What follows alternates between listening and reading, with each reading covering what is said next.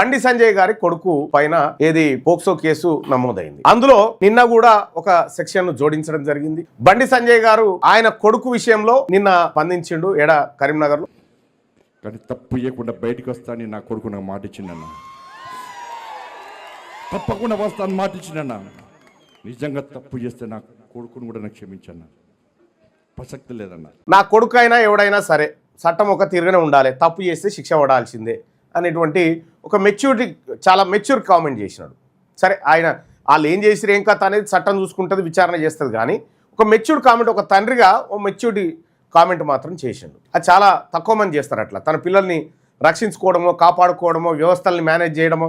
నిజంగా బండి సంజయ్ వ్యవస్థల్ని మేనేజ్ చేయాలనుకుంటే అసలు కేసు కాదు కదా, దాన్ని ఆనవాళ్ళే లేకుండా చేసేటోడు. కానీ మరి కేసు నమోదైంది. రేవంత్ రెడ్డి ప్రభుత్వం పైన కూడా ఆరోపణలు వచ్చినాయి. మేము మీ రేవంత్ రెడ్డి బండి సంజయ్ ఇద్దరు ఒకటే అని చెప్పి బీఆర్ఎస్ వాళ్ళు కూడా విమర్శించినారు.